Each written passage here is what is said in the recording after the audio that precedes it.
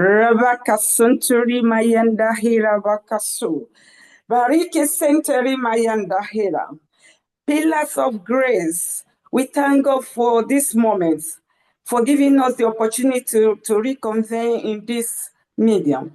No matter the medium we are choosing to praise Him this evening, He is with us because we are the house of grace, of God's presence. And because we are His house, His presence is already here. Call upon Him, usher Him, thank Him for this moment.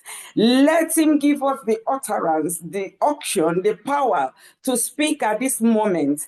As the speaker will be coming up, we pray the King of Glory will infuse His power upon her words, that when she is speaking, there will be restoration, there will be deliverance, there will be restoration of every situation that is challenging us at this moment. Let us open up our mouths and begin to call upon His name. Call upon the name of Jesus Christ. He's already here for us. Give Him all glory. Give Him all praises. Give Him all adoration because He's here with us. Bareke seketerima yanda. Huriaka seketerima kashindra huriaka si. The power of God is with us. Just activate it because His presence is here with us. In the name of Jesus Christ, He is here with us. Call upon Him, praise Him. Stand as the pillar of grace you are.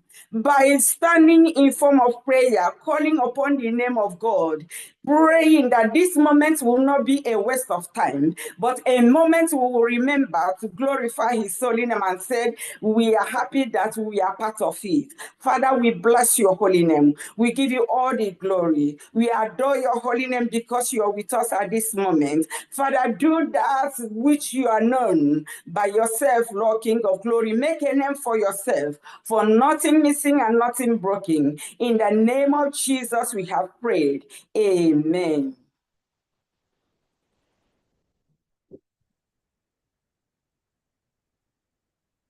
Amen.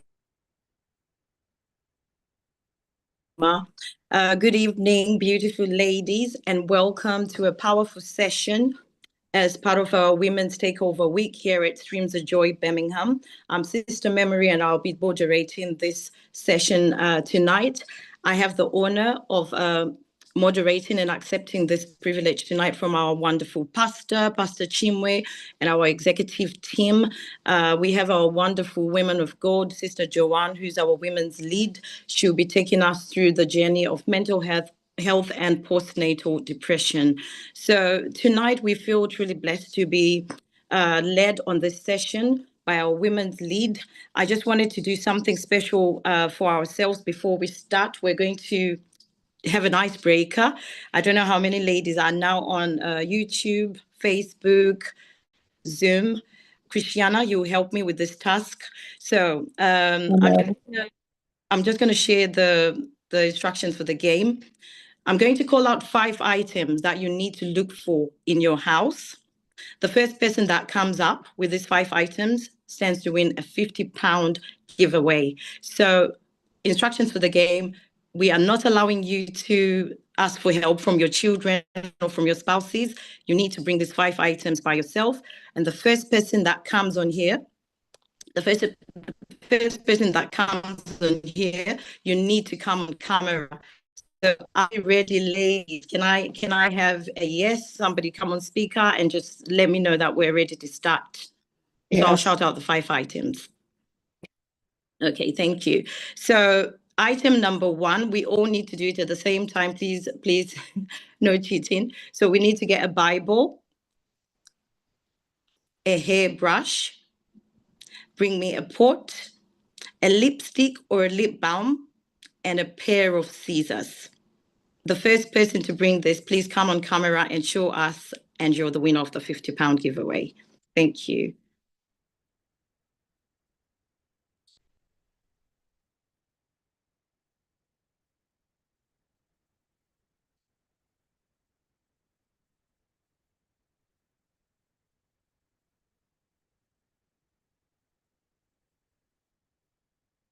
Anyone? I have it. You have all 5 items? Yes, I do. Okay, can we see them, please? Christiana, help me out. Me too. Okay, who was that? Sharon. Sister Sharon, good evening, ma. Me too. I'm here. Okay, can we have you on camera, please, Minister Obi? Or Yes, Sister I'm here. person to go. Can we see all 5 items, please? Okay, this is my Bible, Okay, my lipstick, okay. my hairbrush. Can you see my hairbrush? My hairband and my pot. Bible, hairbrush, a port Yeah. lipstick. My hairband. My hairband. My hairband. See my hairband. Can you see Okay. it? And where's the scissors? And the scissors. Oh, Yeah, we need all 5. I have 5 of them. We need all 5. I have them. Okay, go ahead. Oh, you're not showing me I have them. Scissors. We need to see you, sis, on camera, please. You can't see me. We can't see you. Oh. You can't see me. Yeah, now I can see you. Scissors. Yeah, Lip balm. Vaseline. that will do. Are we accepting this, Sister Joanne? Hairbrush. Yeah, go on. Pot.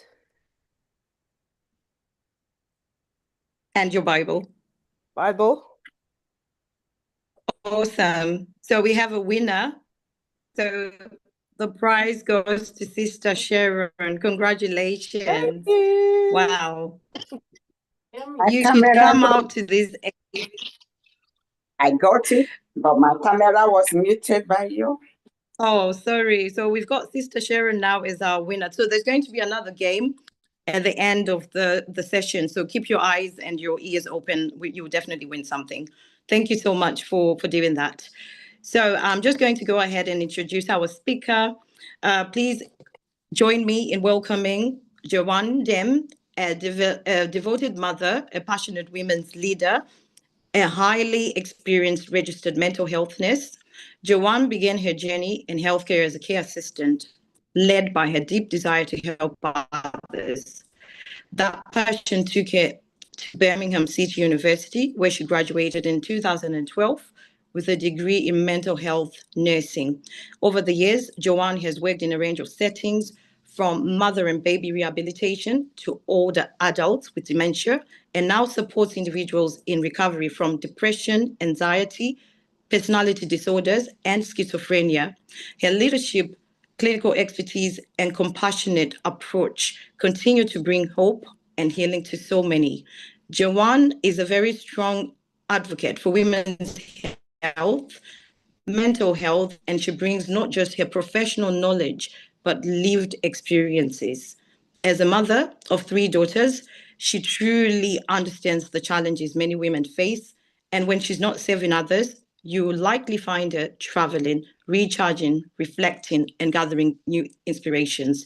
We are so honored to have you with us today. Ladies, please help me to welcome the incredible Sister Joanne. Over to you, sis. Good morning, good afternoon, good evening, wherever you are joining from. This is Pillars of Grace, and I'm happy to welcome everyone this evening. If you join, please share the flyer, invite your friends, invite your family. All the women need to be here this evening.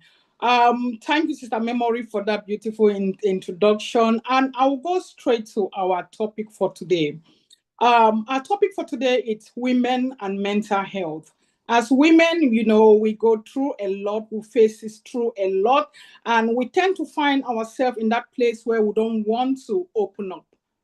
But I think at the end of this session, everybody is going to take something back home. So women and mental health, and I'm going to talk on postpartum depression. So what is postpartum depression? Let's go on our learning outcome for today. What every woman, just if you don't have a pen, get a pen and a paper and just jot some few notes. At the end of this session, we're going to see what depression is all about, what postpartum depression is all about. We're going to talk on postpartum depression symptoms. We're going to talk on the causes of postpartum depression. And we're going to see on the risk factors of postpartum depression. Most important, the reason why women don't like talking about postpartum depression. We're going to talk or throw more light on the treatment on postpartum depression. We're going to see the effect of postpartum depression to mother and baby.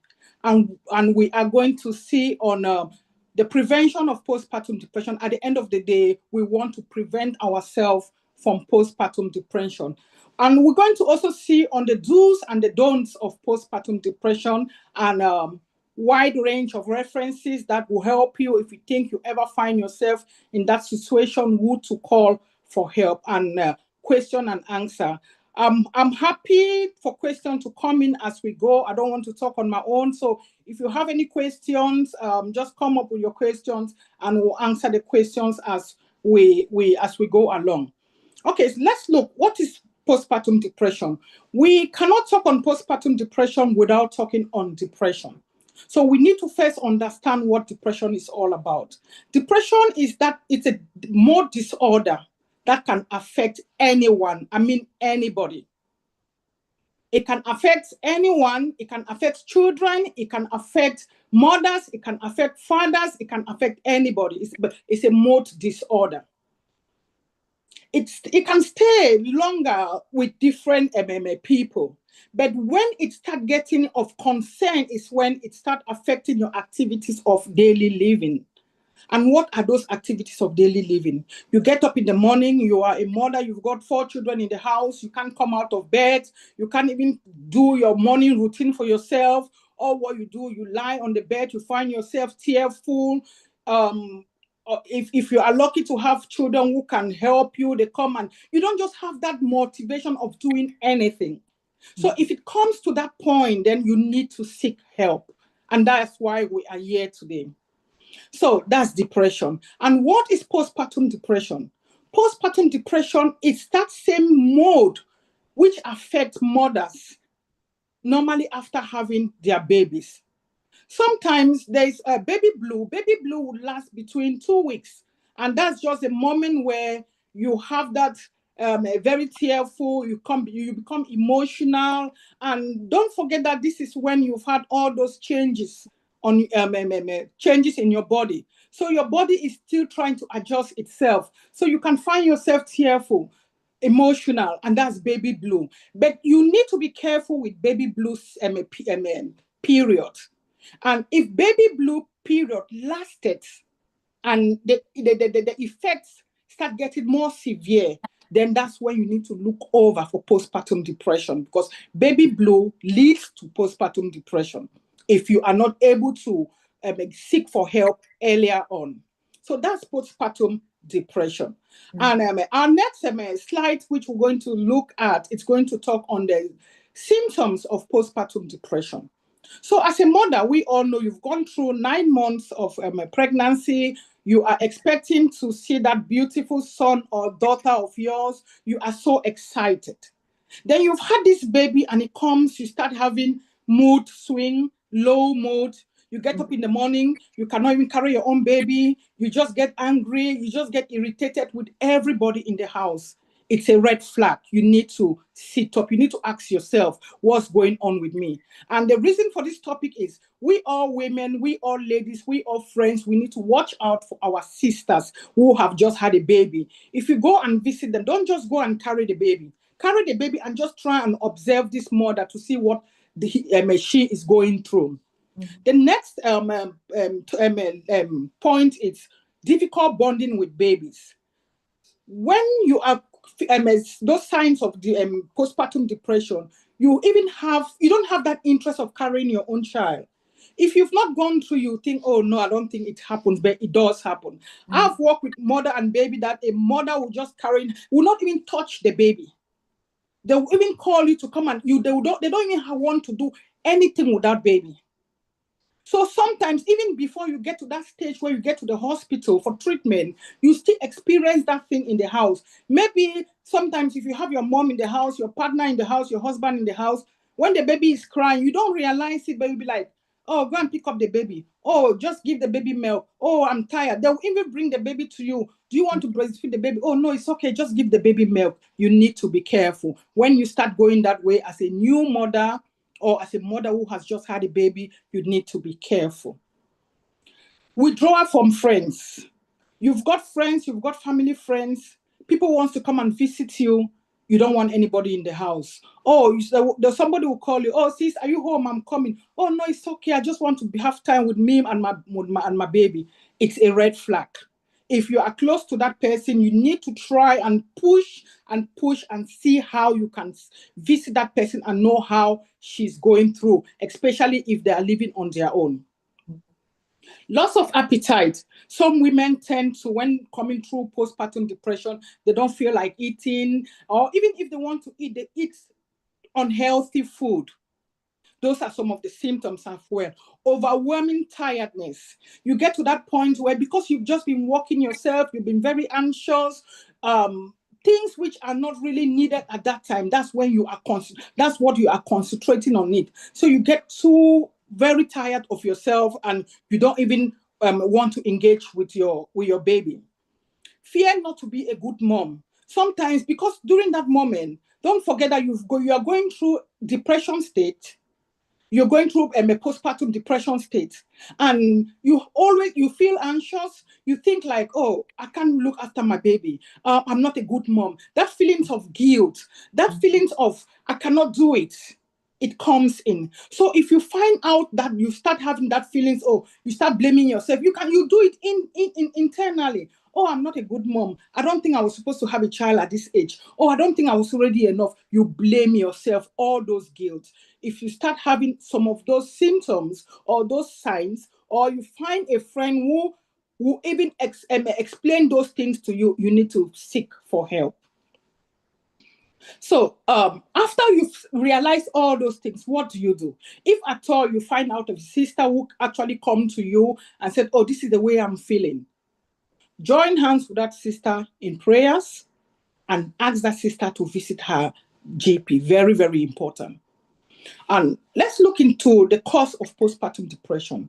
Normally, with every illness, you've got a cause, and the cause may be genetics. Research shows that for someone who has come from a family with postpartum depression, it's likely one in the family is likely to have postpartum depression. This particular experience, I have looked after somebody with postpartum depression from a first child, and when it comes to the second child, because she did not seek for help, it had to occur again in the second child. So it's very important. Physical changes. Let's not forget that within that 9 months, you've had a lot of physical changes taking place in your body, a lot of hormonal changes. And some of those hormonal changes can also make you, and those are the reason why sometimes you just feel so tired, you feel so lukewarm, and those are some of the causes of postpartum depression. Emotional issues. What are those emotional issues? Sometimes you find yourself, you cannot even provide for yourself financially. You have financial difficulties. And as a mother, if you have financial difficulties, you cannot even feed for your baby. I mean, it's a terrible experience you don't even want to go through. But we should know that people do go through those experiences, and you cannot help yourself at that point. You feel, and all those guilt come in, and especially if you don't have somebody to talk with. You find that you lost that sense of belonging. You're like, I'm sitting here on my own, or with my baby, or in my house. I don't have anything. I don't even have food to eat. There's some women who have a baby, even food to eat they don't have. That's just the truth. So all those emotional things, it goes through their mind and they keep it in them. It's better sometimes when you go through those things, you say it out. If you voice it out, a sister, a family member, or even the government can help you. But if you keep it in you, that's when it's terrible, and that's when you find yourself to be at that stage where you start suffering from postpartum depression, because you are sitting there in the house, you can't even help yourself financially. So we need to be careful. If you are a new mom, you've had a baby, if you are struggling, if you are comfortable with a sister, always go to that sister. And I will ask a question. Who are in your community? It's very important. I know we all, Pillars of Grace, Stream of Joy, Birmingham, we've got a very strong community where when women have a baby, we try as much as possible to visit them. It's very important. There are some people that they don't have those type of communities. And those type of people they fall in that high risk groups of postpartum depression. So you need to keep your community. If you don't have one, look for your community and see where you belong. Look for a sister that you trust, because during that moment, you need somebody that you trust, somebody that you can talk to, somebody that will not judge you. Very important, because those are not the time that you want to judge. If you come to a sister, this is what I'm going through, that sister will just listen to you and do what she has to do and give you the help, not to judge. So we need to look for the right community to be with. Next on our slide, we'll look onto the risk factors of postpartum depression. The risk factors are just the women who fall at that high risk of having postpartum depression. That's just the risk factors. We've already mentioned genetics. So women who have had history of postpartum depression in the past, even let's say you've had 4 children and you had it with the first one and you dealt with it, the last child, the second you didn't have it, the third you didn't have it, the fourth, you always need to be aware that it can still reoccur on the fourth child. So you need to be careful, because it puts you at that high risk group of women who can likely have postpartum depression. Women who have difficulties in breastfeeding. There are some mothers who they've got just this passion of breastfeeding. From the time that they are pregnant, they look forward to breastfeeding. They start making plans of, oh, I need to do full exclusive with my baby. Then unfortunately, things happen. You have that child, you have after delivering, let's say you had breast engorgement that you cannot produce your milk. It starts affecting you, because that was not originally your plan. Your plan was to feed your baby, to breastfeed your baby. So women who look at things like that find themselves at that high risk, because just because you cannot fulfill that plan that which you made, it can affect you mentally.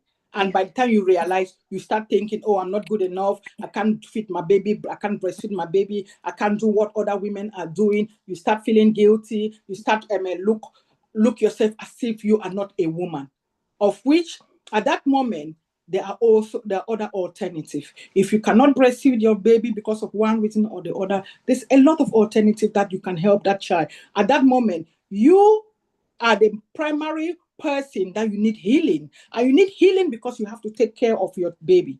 But if you are bringing yourself down and that baby is there, you start feeling all those guilt of you are not a good mom, and you fall among that high risk of postpartum depression. Financial issues. We've talked about financial issues. We need to be happy with the society that we are by the time you leave the hospital. And that's where most women make a big mistake. They'll ask you, financially, how are you? Are you okay? Most people, due to shame or one or two reasons, oh, yes, I'm fine, I'm fine. No, if you are not fine, tell them you are not fine. And the next question will be, what do you need? They are not going to get everything and give it to you, but they will give you the basics which you need before you find your feet and start doing your things. So women who try to hide their financial status, which when they need help, but they pretend as if they don't need help, they find themselves at high risk of postpartum depression. Women who, let's say for example, you are 9 months pregnant, you're looking forward to this child. Unfortunately, this child comes with a health condition. You are at a high risk, because at that moment, you've carried this pregnancy for 9 months, you've had this baby. That was not initially your plan. And this baby came out, and this baby has got 1 or 2 issues. You start thinking, you start being anxious, you start being worried. You just don't want to engage with anybody, of which that's the moment where you need to draw closer. If you're a Christian, to your Christian group, you need prayers. You need somebody to reassure you at that time. That's all what you need at that time, somebody to reassure you. Don't forget that it's just an illness. That baby will recover. But if you sit in the house on your own and just start being tearful, you're not helping yourself, you're not helping the baby. So it puts you at that high risk of women who are easily to have postpartum depression. Unwanted pregnancy. There are some women who fall pregnant when they don't want it. And let's not forget that depression goes with stress. If you start being stressful from the first day of your pregnancy and you have that baby, already that baby is coming in your life. It's sad because not everybody see it that way. Some women will be like, oh no, I can't have that feeling for my baby. But there are some women who have their own baby and they will even say, oh, I wish I didn't have you. And that's because from originally they didn't want that pregnancy and that child came out. And because they knew that they didn't want that baby, throughout, they won't even show the care for that baby. They won't even show the love for that baby. It's sad. That's the reality. People go through all those things. So when you find women in that group find themselves at high risks of postpartum depression. From the beginning, I said, if there's any question in the Zoom room, just read it. Let's answer the questions and why we go ahead. It's a topic that women need to ask questions, and we talk along as we go. So encourage everyone to put your questions, and I'm ready to answer any questions while we go. I'm okay to stop and let's carry on with questions. So Sister Memory, just check and if there's any questions on a Zoom room, on Facebook or on YouTube. There's none on Zoom.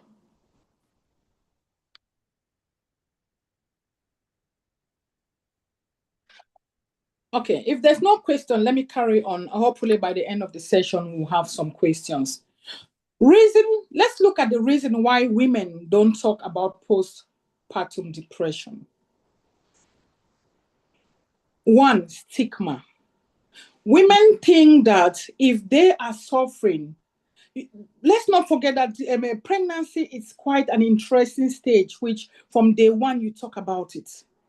And when you have that baby and you realize that you cannot even look after that baby, not knowing that you are going through postpartum depression because of stigma, and you don't want your friends, your sisters to shame at you or to laugh at you, you keep yourself to yourself. But please, there's no stigma in postpartum depression. There are people who go through postpartum depression and they come out of it. All what we need is we seek for help. If you seek for help at the right time, that help will come to you, and you save yourself and your baby, which will give you that energy and that time to concentrate on your baby. Sometimes women feel like they've done something wrong, or they can't really look after themselves. You know, when you have a baby, especially when it's your first baby, you look at yourself, it's like all your shape, everything has gone. You are not the size that you used to be. And you look at yourself like, what did I even do to myself? Not looking at that precious gift that God has given you, but you tend to look on yourself like, oh, I need to lose this weight. You focus now on yourself rather than focusing on the baby. So when you focus on yourself and rather than focus on the baby, you start feeling you don't even want to talk about it. You don't even want to share with a sister. You just keep yourself to yourself. But my advice this evening is we need to talk about it. Share it with your sister. Share it with your friends. Share it with your mother. Whatever thing you're going through. Sometimes we feel we don't want our friends to judge us. And because of that, we don't want to talk about it. We die in silence. And as I said from the beginning, women go through a lot, but they don't want to talk about it. And the reason why women don't like to talk about it is because if you confide to somebody and that person breach that confidentiality, it hurts. So we need to learn to keep people's things in private. If we encourage to keep people's things in private, then we'll realize that we'll come up with a community that are going to be confining in us because we are not judging them. At that moment, you don't need to judge anybody. It's an illness. That illness is not going to stay there for long. That illness is just for some time and everything will be over. So let's look on the treatment on postpartum depression. With treatment on postpartum depression, we've got very different type of treatment. And my advice here is, if Sister A has been treated with a different type of antidepressant, and Sister B find out to be on postpartum depression, don't tell Sister B that, oh, this is what I was given by my doctor. No, because everybody is different. Your body is different. Your experience is different. Your symptoms is different. And again, before they even put you on any of those medications, you need to do a blood test. There's a lot of things which they want to find. So don't tell any of your friends or your sister, oh, this is what I took and it worked for me. Yes, it did. But advise that sister, go to the hospital and see if they can put. So medication for postpartum depression, it's antidepressant. There's a lot of different range of antidepressant. I'm not going to go deep into that. The next treatment which we see is cognitive behavior therapy, CBT. Very, very effective.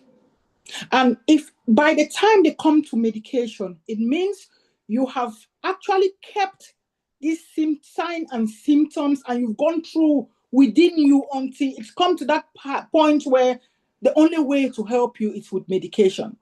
But if we are honest to ourselves, and by the time we start seeing all these symptoms, we'll talk to a sister, we'll see our GP, we'll go to our midwife, they'll start you with CBT, which is cognitive behavior therapy.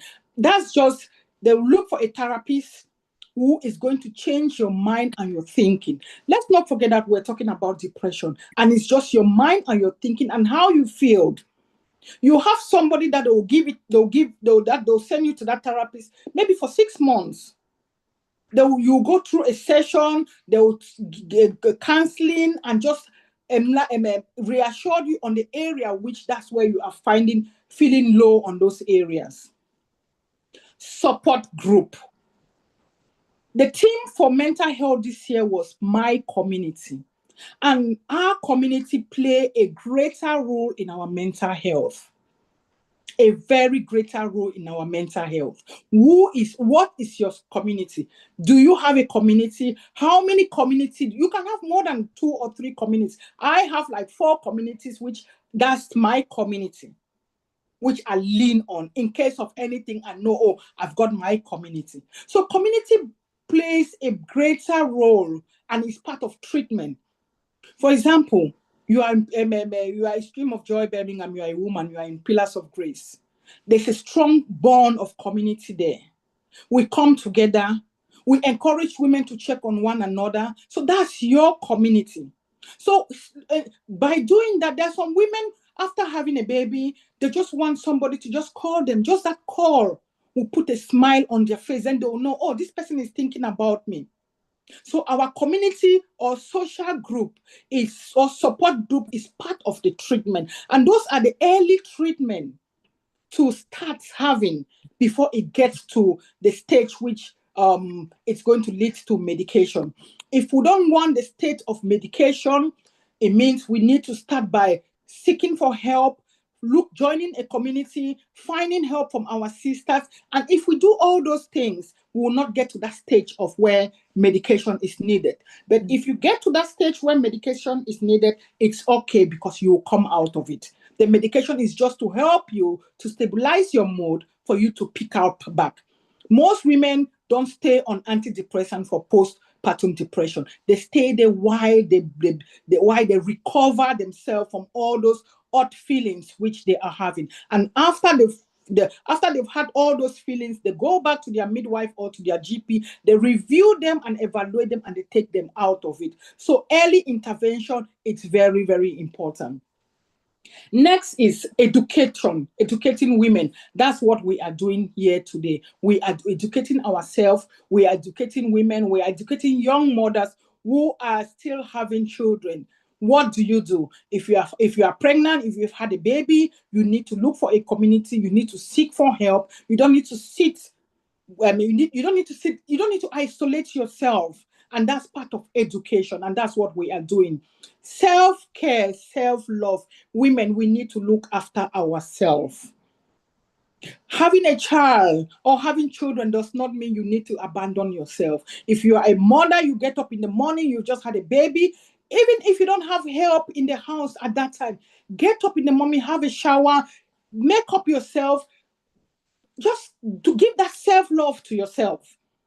Don't just lie down there thinking, oh, I've just had a baby, I can't do anything for myself. The moment you don't give that self-love to yourself, that's when that feelings of neglect start coming in, that feelings of shame. You won't even let somebody come to your house because of the way you look or the way you've allowed to leave yourself at that time.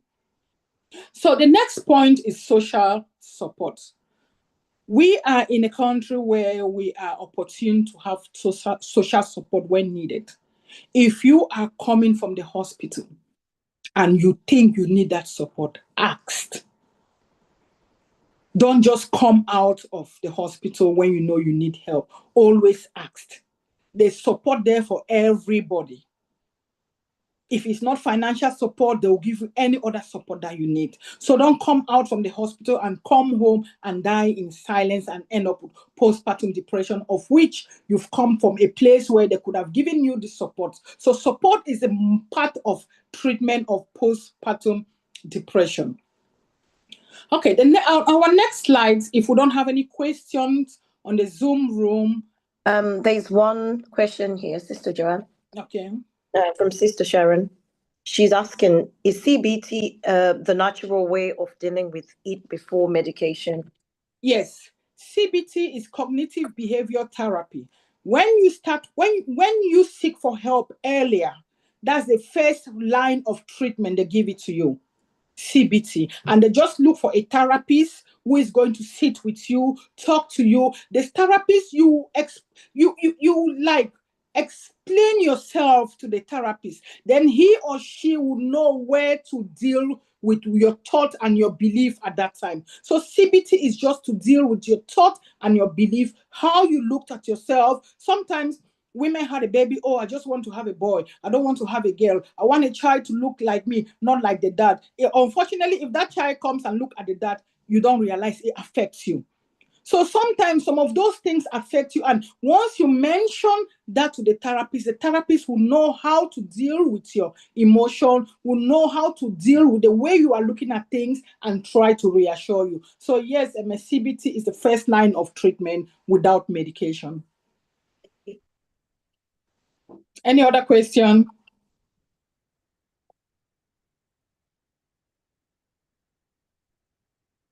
Okay, if there's no other question and no more question is coming, let's look on untreated effects of postpartum depression to mother and baby. Definitely, if something is not being treated, there's an effect there's an effect. So the one effect is not enough energy. Why not enough energy? This postpartum depression has not been treated. You've burned all your energy. And don't forget that during that part of when you're going postpartum depression, you isolate yourself. You want to do everything for yourself. You don't want to engage. You don't want a sister to your house. You don't want help. So you work yourself until you come to that point where you don't have any energy. So that's one of the side effect if postpartum depression is not being treated. Finding it hard to focus on your baby. Don't forget that this is the time where you withdrawn from your own child because of postpartum depression. You don't even know that's what you're going through. So there's that no bonding between you and your child. Feeling moody. You just wake up in the morning, even if you've got people in the house, and that's one important thing. If you've got somebody in the house after you have a baby, people just need to be very observant. Even people who are coming to visit you. Some women can just be very snappy.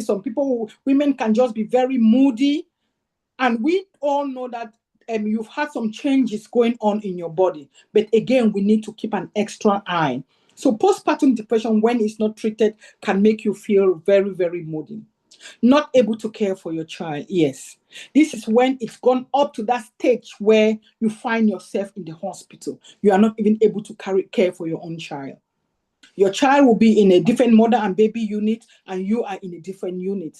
And because at that moment, the focus is on you, the mother, for you to be healed so that you can take your baby home while the baby will be there. So you don't even have time to look after your own child. Having high risks of suicide, yes. At that time, you have very high risks of suicide because of postpartum depression, or what you think is, I'm not good enough. I wish I didn't have this child. I didn't even want this child. It's just those suicide attempts. It can be suicide radiation of you thinking all that thought in your head, which are not good. So those are some of the signs, the effect on mothers if it's not treated. And if you find all these signs and symptoms, please, ladies, you need to seek for help.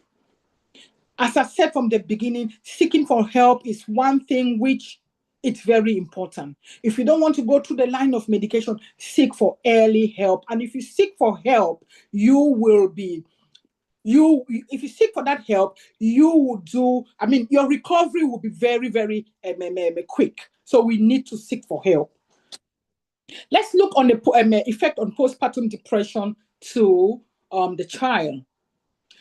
At this point, we'll know that it's not been treated. So if it's not been treated, it means you are in the hospital. So if you are in the hospital, your child is in a different unit and you are in a different unit. That child tends to have slow development because as a mother, you are not there to encourage your child. You're not there to talk to your child. All what the care for that moment, it's for you, the mother. Little attention is being given to the baby because the baby is okay. That baby is not sick. So the child or the children tend to have slow development. Problem bonding with mothers. I've mentioned this. The mother is in a different ward or different unit. The baby is in a different unit. You don't have that attachment. So with children like that, they tend to have behavioral issues. Even when they go to school, little things, they cry. And because they don't have that motherly love from when they were born, it's not their fault, but it's just because of what the mother went through. So those are some of the effects on children. Sometimes having problem adjusting in school. You'll find a child go to school throwing tantrums. The child cannot engage. It's not like, let me put it this way. The child does not really want to engage with people. It's not that child's fault. It's just because of what that child went through, because the mother was not there. And these are all the reasons why we need to seek for early intervention. We need to seek for early help because as parents, if you realize that you did not seek for help, you had postpartum depression, and your child tends to end up that way, there's a guilt which it will hit you. But if that child has got her own issues that end up that he or she had to end up that way, it's okay. But if you realize that, and don't forget that when you are going through this postpartum depression, it runs in your head. There are some feelings that you yourself, you feel that, no, this feelings is not right. This feelings is not right. And if you realize that this feelings is not right, don't keep it in. Talk out. Speak to a sister. Speak to somebody. If you are opportune to have your child, anybody that you can confide and trust in, you need to speak to that person. So those are some of the effect on babies. And as women, as mothers, as Christian women, we hold more on the prevention of illness, of diseases. So now we are going to see how can we prevent postpartum depression? How can we help our fellow women who are still at that point of having children? How can we help them? What are those things we have to tell them? What are those advice we can give them? The first is close monitoring with your midwife and GP. If you are pregnant and you go for your GP checkup, my dear sisters, if you feel low, if you feel down, you need to speak up. Don't forget that at that moment, there's a lot of hormonal changes going on in your body. It's not like they're going to put you on medication if you say you're feeling down, but they will give you that help that needs, or they will reassure you, they will counsel you. So help, it's very important. Talk to your midwife. Tell them the way you feel. The next is, when you go to the hospital, there's some depression questionnaire.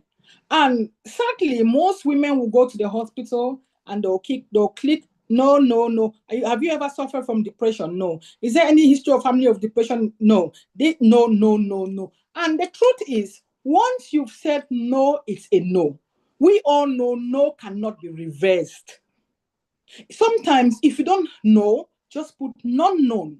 If you put non-known, it means they'll leave your page open to look for anything.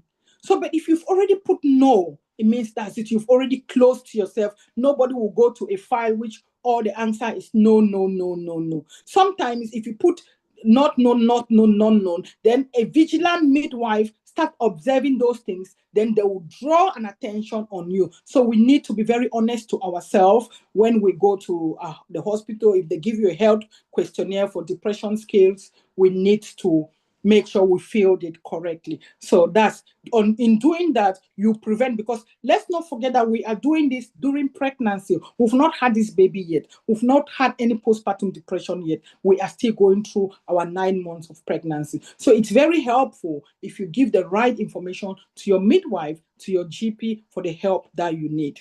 The next one is join a social group. It's what is important of social group. There's little groups when you are pregnant, postnatal groups that women join. You share your experience. Oh, today I woke up in the morning. This is the way I was feeling. Oh, I woke up in the morning. This is the way. That's what women want to know. Don't share your experience with somebody who will tell you, oh, I've never had morning sickness in all my pregnancy. No, people like that, when you share your experience with people like that, then you cannot even open up. So you need to join a social group with similar group of women that you share your experience. CBT, we've talked about it.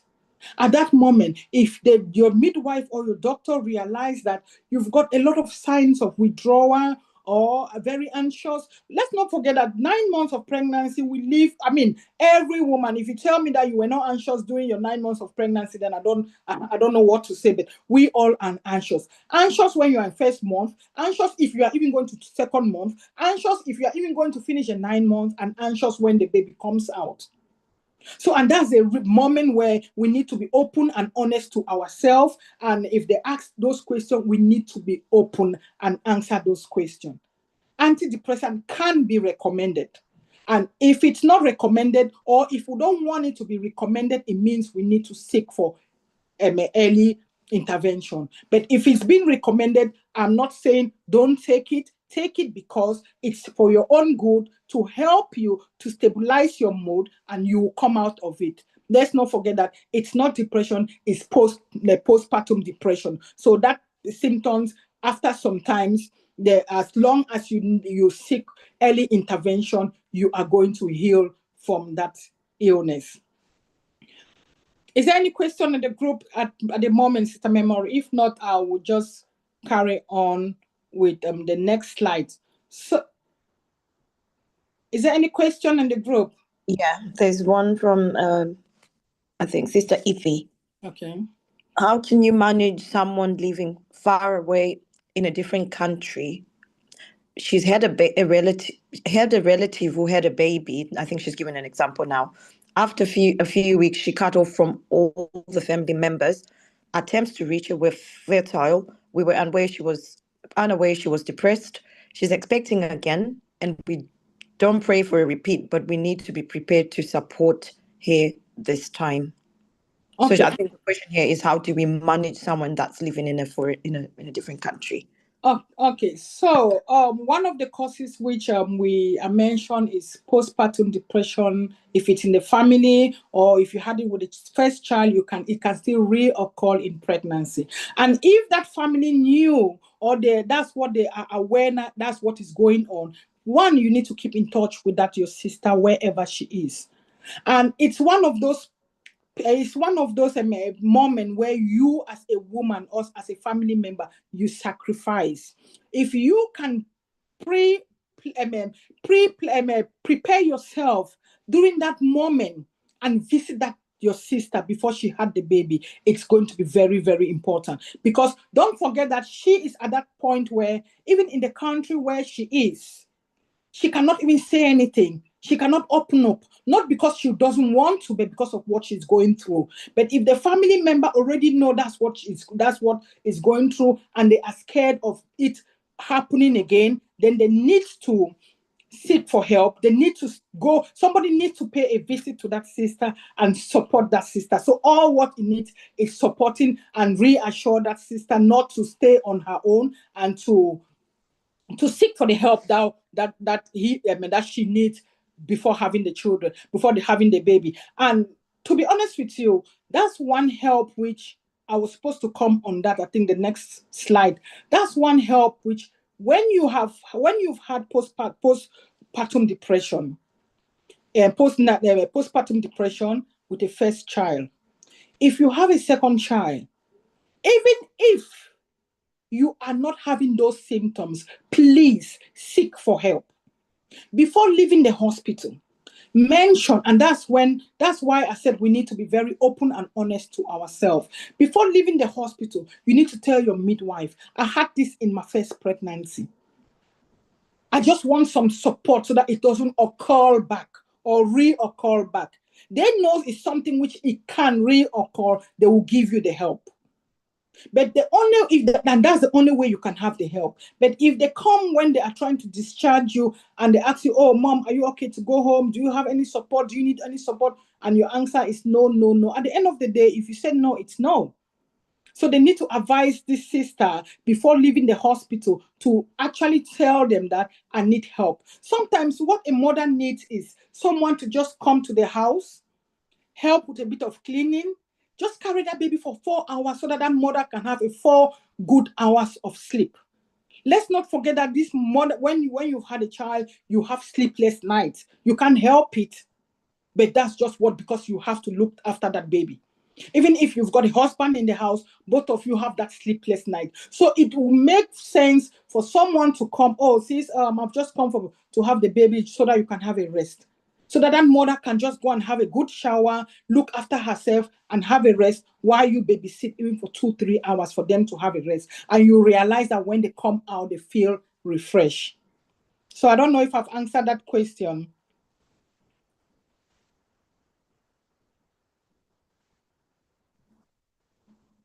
Yes, you have. Thank you so much. She said, thank you, Mom. Okay, all right. So I will go to the next slide. Our next slide is the do's of postpartum depression. From the beginning, it's seeking for help. We need to seek for help. We need to seek for help, just like the question that our sister has just asked is she is seeking for help for her loved ones who is not even around her. So we need to seek for help. We need rest. When you've had a baby, you just need somebody to come to your house, rest. Even if you go to somebody's house, and my experience when I was having my children, and if you are my friend and you need to come to my house, prepare to come and help me. So the moment anybody comes in my house, I don't care the state of the house, because at that moment, the state of the house is not my priority. My priority is my healing, and so that I can look after my baby. So when you do that, you have enough rest. Sometimes some mothers, even in the hospital, they will tell you, oh, mom, when you get home, if the baby is sleeping, sleep. But as mothers, it's difficult. But it's one advice that we need to put it in practice. All our young mothers in the house and our young mothers to be, if the baby is sleeping, forget about anything. You sleep. Even if it's for 2 hours that you need to sleep while that baby is sleeping. When the baby is up, it's a long duty. Carry on. And once the baby is settled, do the little things that you can do in the house. Not when the baby is sleeping after you've having a sleepless night, then you start being on your feet. You want to clean the house, you want to cook. No. So we need rest. We do need rest. Accept support. If somebody comes, I've got this, I need this as support, accept it because you need that support. So those are some of the do's. And maintain a healthy lifestyle. When you've had a baby, eat healthily. Don't just eat anything because you want to eat. No. Don't forget that during that 9 months, because of craving or whatever, you were not eating as much as you were eating. So you need to eat healthily. Communicate and share feelings with a trusted individual. It's very important. Women need to confide to women who they know can hold them up, can have their story in their hand without judging them. It's very important. If you come to a sister and you talk to the sister and the sister start judging you, oh no, I don't even think what she's saying is true, you bring them down. So you need to find that trusted sister among your circle We all have got a circle and we know the trusted ones. Find that trusted sister and confine in it. And from there, you will have help. On our next slide, we're going to look on the don'ts. So the don'ts are don't isolate yourself. When you've had a baby, let people come into your house. Don't open your door for everybody. When I mean let people come into your house, people who are coming to help you, just let them come into your house so that you can rest. Do not neglect yourself. Don't say, oh, because I've had a baby, you get up in the morning, you can't even have a shower, you just lie there in the bed. No. Even if the baby is sleeping, get up in the morning, have a shower and go back to sleep and have a rest. So don't neglect yourself. Don't listen to criticism or don't criticize yourself. As a mother, you've just had a baby, you've gone through hormonal changes. So whatever is going in your life at that moment, don't criticize yourself. Don't feel pity for yourself. Don't think I'm not a good mother. And if anybody criticizes you, any of your friends, sisters who is criticizing you, just put them aside. Sometimes during that period, don't keep connection with connection with them. So on the next our next slide, I'm going to try and balance all what we've been talking about. We are Stream of Joy Birmingham. Pillars of Grace is our week. Women depression is real. Postpartum depression is real. I became more passionate, although I'm a mental health nurse, but I became more passionate with mental health when I realized that even in the Bible, there are people who went through mental health in the Bible. And my focus there was, how did they come out with, or how did they come out of this issue? What was their relationship with God for them to come out, and how was it dealt with? If we look, if we are familiar with the Bible, you realize that even with Elijah, it needed rest. The rest was mentioned. You need a lot of rest. They went through a lot. So I will talk on 1 Samuel 1 to 20, the story of Hannah. We all know Hannah's story in the Bible. Hannah is one of those women who knows grief. What is grief? Sign of depression. You grieve, you cry too much, a sign of depression. So Hannah is one of those women in the Bible who knows about grief. She goes long for a baby, but her womb was empty. As mothers, if we find ourselves in that situation when we really, really desperate to look for a child, what happened? We feel depressed, we feel low, you withdraw yourself from other women. Why? Because you don't have a child of your own. So that's Hannah's story. Hannah wept to the point where she cannot eat. We've seen eating, lack of appetite as part of a cause of or symptoms or signs of postpartum depression. Hannah went to Shiloh to worship and give sacrifice. No matter what Hannah was going through, Hannah holds strong on her belief. Hannah holds strong on the promises of God. Hannah became to that point where she became confused, ashamed, and disappointed. All those phrases describe depression. So when I realized that there's a lot of people who suffers with mental health in the Bible, I'm encouraging everybody today, as Christians women, as Christians men, please, if you find yourself where you are in that situation where you think you are depressed, seek for help. It's not anything which against God. Seek for help and have your help. For what God cannot do does not exist. And so on Hannah's story, what did we see? Hannah went through a lot of sorrowful and desperation, but she still holds strong on the promises of God. And what happened? Hannah at last was blessed with a child. Hannah was blessed with a child. And I will read first Isaiah 41 verse 10. Fear not, that's the promises of God. Fear not, for I am with you. Be not dismayed, for I am your God. I will strengthen you. You, that mother who has just had a child, I will strengthen you. I will help you. So God is even telling us that he is going to help us. And if he is going to help us, we need to seek for help. I am going to help you. I'll uphold you with the righteous right hand. Hallelujah. So this evening, I just want to encourage every woman who is listening or who is going to fall on this video. Please, as women, postpartum depression is real. As Christian women, postpartum depression is real. There are people in the Bible who faces depression. And please, if you find a sister in that state, all we need is seek for help. You can seek for help and by joining hands in prayers. Pray for that sister. Reassure that sister. Advise that sister. Don't look down onto that sister. Don't mock onto that sister. Don't tell that sister that, I didn't even experience depression when I was, or postpartum depression when I was in my, so I don't even know what you're talking about. No, please. Let's come to that place where we are there to support our sisters. And one thing that I will mention is postpartum depression. It can lead to postpartum psychosis. This one you don't even want to know. This is very terrible. That is the point where you as a mother, you can even kill your own child. So for us not to come to this stage, we need to seek for early help.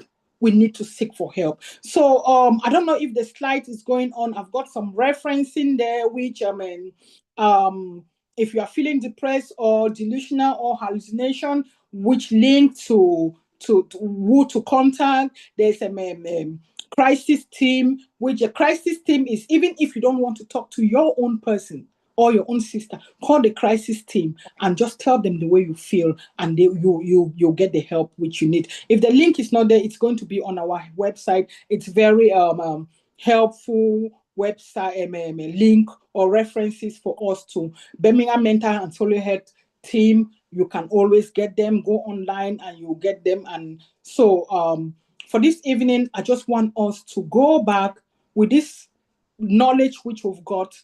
Let's open our eyes in our community. Let's open our eyes with our women. Let's try to support our women. Don't judge anybody. Thank you. So if there's any questions for me, then that's fine. We can answer some of the questions. Thank you so much, Sister Joanne. You've just answered one question Sister Christiana posted regarding insanity or death. So that was your last slide, and I think you've answered that perfectly. So another question, do you think one is shamed for sharing about having postnatal depression if they're Christian? Do you think that the stigma surrounding that, if you're a Christian and you share, with another sister that you think you're going through this, do you think you are judged? Is that a sign of weakness as a Christian when you confide in someone or in another sister? It's not a sign of weakness and as a Christian, and that's why my last slide, I try to balance my presentation as Christians women. Where we can see there's a lot of women in the Bible who went through depression. Hannah, for example, Hannah, no matter what Hannah went through, Hannah trusted in God. Hannah did not give up. Hannah went through a lot of shame, disappointment, mockery from the other wife, but Hannah was still holding strong to God. So my advice is for that question, if you're a Christian woman, you don't need to be shy when you find out that you've gone through postpartum depression. It's just something we should know that it's hormonal changes. That's the one of the cause. It's hormonal changes. It's not your fault. So you need to seek for help, and you can get the help by seeking medical help, seeking help from your pastor, seeking help from your church group, by joining with women to pray and get the help which you need. Thank you. So earlier on in the presentation, we mentioned that there's baby blues, and normally this lasts for about 2 weeks. So at what point are we encouraging women to go and seek medical intervention? So we've gone past 2 weeks where everyone is alert and we're looking for the signs. At what point are we seeking medical intervention, or the family? At what point do they need to speak to the GP if they think something is going on with mom? Okay, so with baby blue normally lasts for 2 weeks. But if you realize that that baby blue goes more than that 2 weeks. Don't even let it go to don't even let the third week to finish. You need to seek for help. Okay. You need to seek for help. Let me just check if there's any questions. Ladies, feel free to ask any questions. You can unmute or put your hands up and just ask Sister Joanne whilst we still have a few more minutes on here.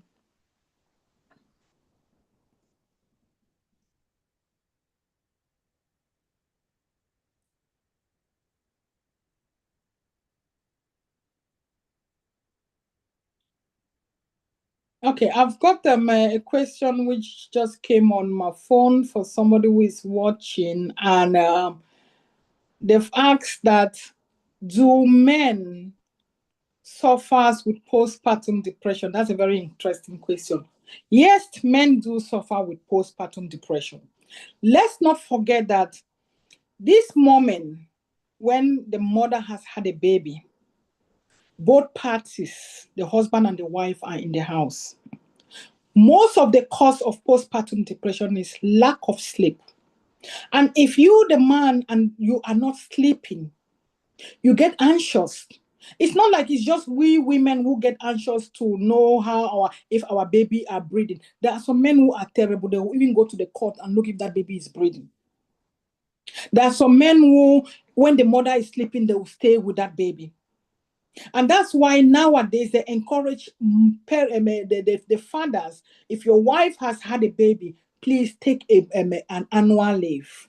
You need a rest. Because you find out that if you have sleepless night, the next day you find yourself in work, what happened? You start feeling anxious, start feeling restless, start feeling angry, your mood is being affected, and those are the things. So yes, men do go through postpartum depression. Thank you.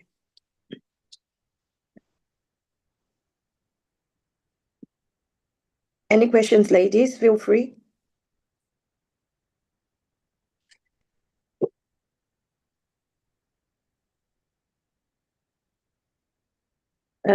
Sister Nicola's just typed, what are some of the symptoms? Okay. And what are the common ones? Some of the common ones is low mood. The symptoms of a postpartum depression is low mood. You get up in the morning, you don't want to even pick up your baby. You don't even want to take yourself out of bed. The second is the next one is that there's no that bond is not there with you and your baby. You get up in the morning, you can't even pick up your own baby. Sometimes you use the excuse that you've got people in the house. You use the excuse that you've got people in the house, and it's like, oh, mom, go and pick up the baby. Oh, dad, pick up the baby. Oh, if you've got elder children, pick up the baby. You realize that attachment is not there. Once you start feeling that and you realize that you are leaving your 1 week, 2 weeks baby more with relatives, let me put it that way, rather than you who have carried that baby for 9 months, you need to seek for help. You need to, when your midwife comes for visit, you need to tell them, your midwife, that this is an experience that I'm having. I've just realized that I don't really engage with my baby, and they will give you the help they need. Withdrawing from friends. Some people during that moment, they don't just want people around them. That's when they are going through all those negative thoughts in their head. They don't want to interact. They feel themselves as if they are not worth living. They just have all those negative thoughts. So those are some of the loss of appetite is one.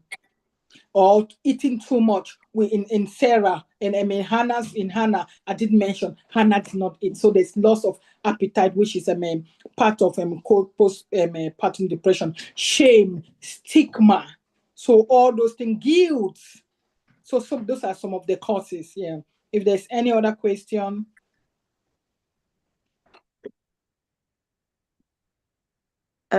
What should I do to prevent deep vein thrombosis? What should you do to prevent it? On what? Increased risk of suicide. Bear with me.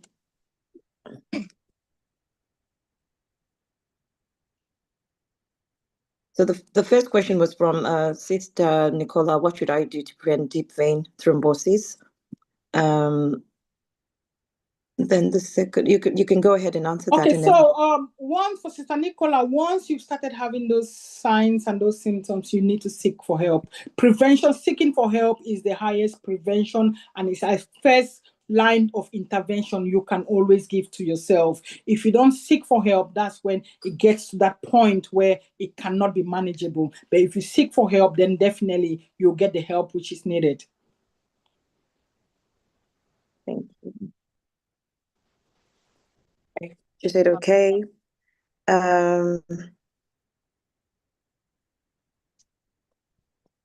Feel free to come on the audio, ladies. You can ask your questions.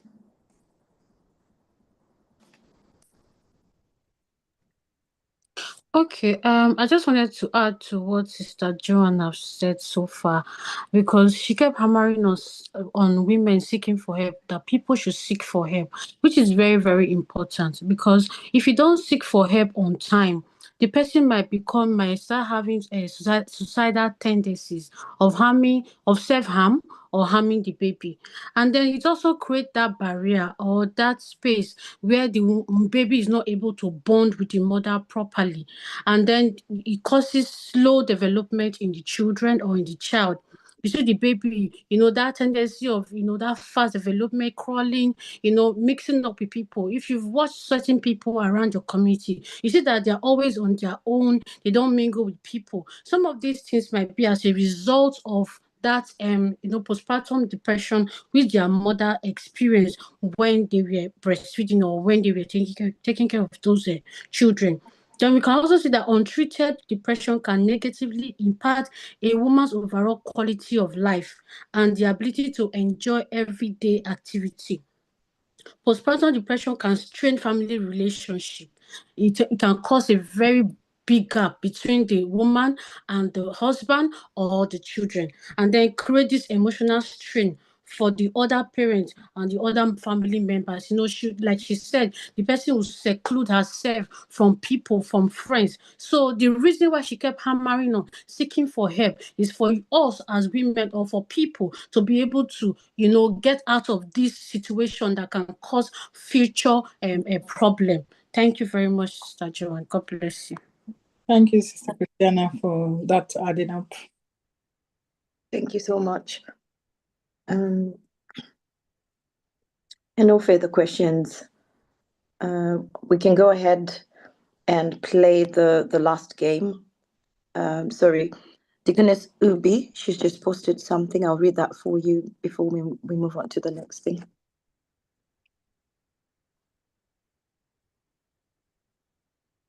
So how can the partner help during this phase of baby blues, postpartum depression? This is from Deaconess Ubi. The help that the partner can give during that phase of baby blue, first, if that partner can even pick up that it's a phase of baby blue.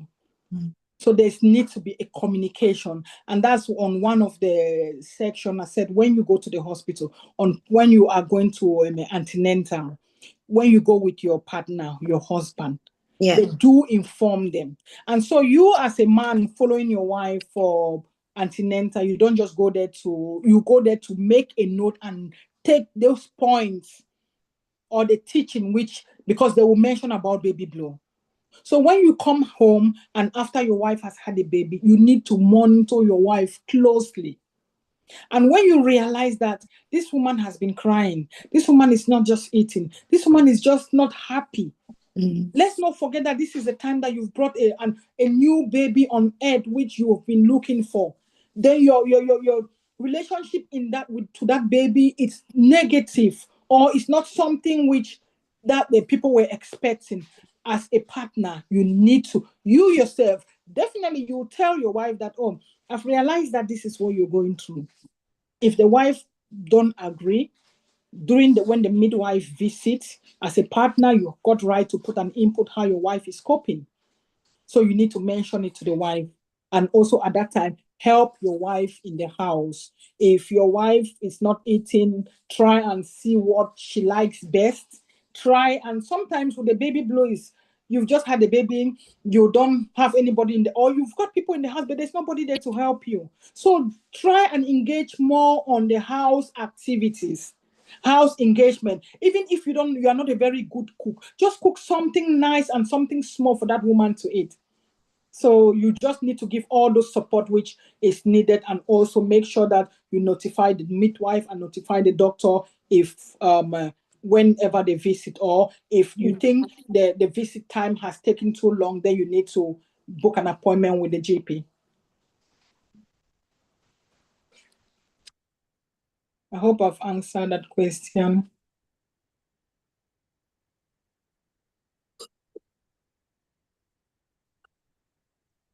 I hope I've answered that question. Yes, thank you. Is there any question on the group, on Facebook, on YouTube?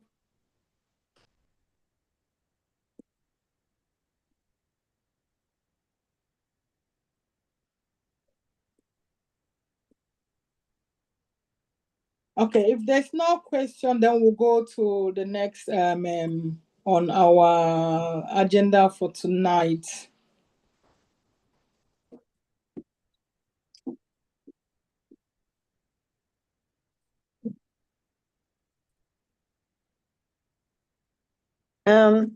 We'll play one more game, and then I'll let Sister Christiana carry on.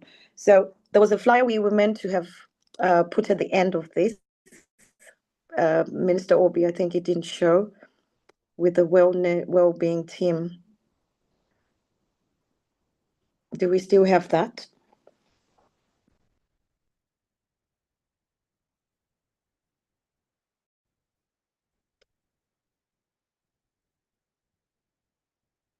I don't know if she's still on.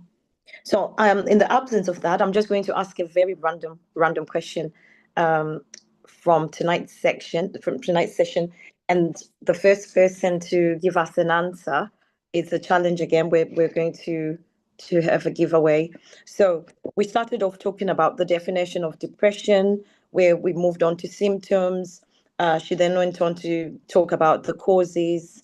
We've got genetics, emotional. Can someone give me 3 other examples of the causes of a lady ending up having PD? The first person to answer, there's a massive giveaway. Earlier on, we played a game and someone won £50 at the start of the session. So you don't want to miss this. Were you taking notes, ladies? Can I say something? Can I answer the question? Christiana, you were Yes. part of the moderating team, so I think All right, no problem. I'll let the other ladies participate. Can I answer the question? Yeah, go ahead, Ma. Physical changes, Yeah. emotional issues, genetics issues, previous pregnancy, difficulty in breastfeeding, women with weak support system, financial problem as well. Thank you. So I will take note of your name, and we have our second winner for tonight. What's the name? My name is Sijoma Etia. Okay, thank you, Ma. Sister Joan, we've got the flyer up now, so you can finalize, finish off on this, and then Sister Christiana will take over. Okay, the flyer I can't see it on my end. Do you have to ask a question? Okay, there's a flyer which has just come out, and as a church, as a praying church, I just want to encourage everyone. We are strongly and passionate on our women, on an individual, on the men, as a church as a whole. We support one another in prayers. We join hands, and even any other physical illness, we do join hand in prayer. As a church, we have got a group, a mental health prevention and awareness group, which we try to come together as women. Unfortunately, it's just women who are there at the moment, to help one another, So we are there to see anybody who is going through any challenges so that we can give them that support they need. And like from today, what are the support to direct them where they can get the support. So don't forget, in Stream of Joy Birmingham, we've got a mental health awareness group which will support all range. We support our children, we support the men, and we support the women. Thank you. Sister Ella, did you have a question? You can come on speaker, please, and ask your question.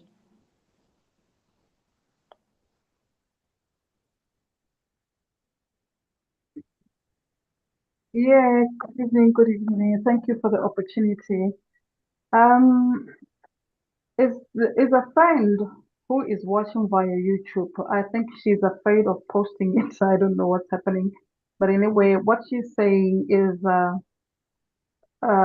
what about if a man does not care about you, though he is living with you there in the house, but always interested in his baby? For there are some women that are married, like for instance, she is married to, I would say that to another African man. She's from South Africa. She's married to another African man.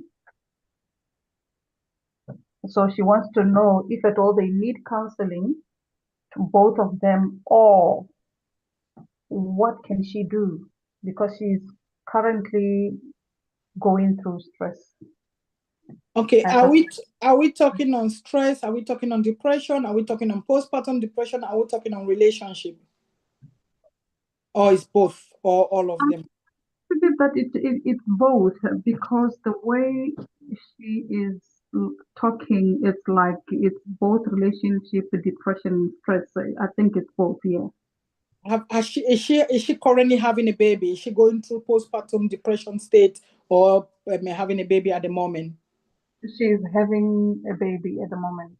Okay, so my advice, we all need to know that you are in a relationship, you've got a husband who does not really care at that moment. Sometimes if you are going through that postpartum depression, you see what you want to see. And at that moment, we need to know that you, the wife, the woman, and your baby are your priority. So we need to, as women, we need to learn to take our eyes off things like that at that point of time. So that all what you need to seek is your healing. You don't need to, if you start focusing on the man is not helping, the man is not helpful, then you are dragging yourself down in the drain.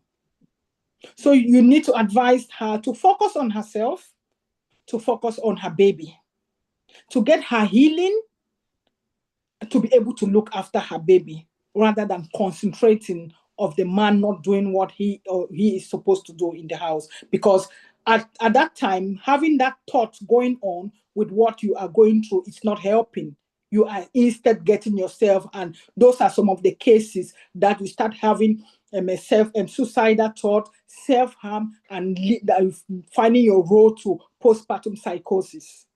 So you just need to tell her to concentrate on herself for her healing and her baby. If she has seek for help, let her concentrate on the help that she's having. If she is not having the help from the partner at that time, or at the time being, if she's having the help from a community, from a friend, from a sister, let her concentrate for her healing, because that's the most important thing at the moment.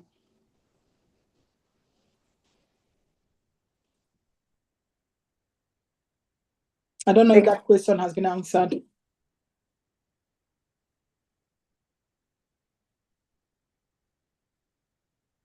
Sister Ella, are you still here?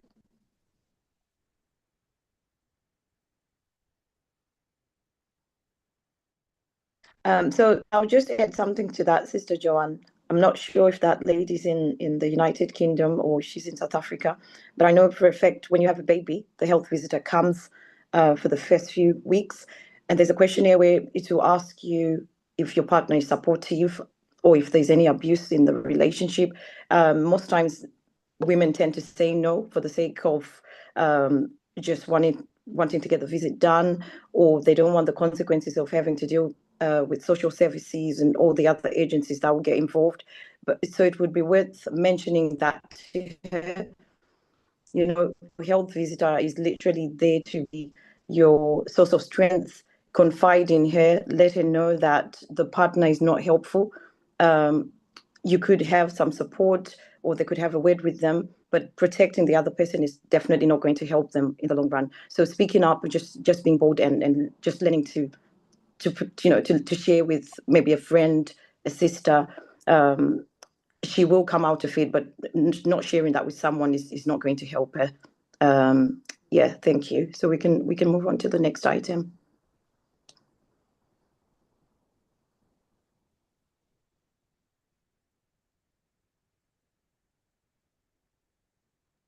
Sister Christiana, would you like to take over? We can move on to the next item for the purposes of our time.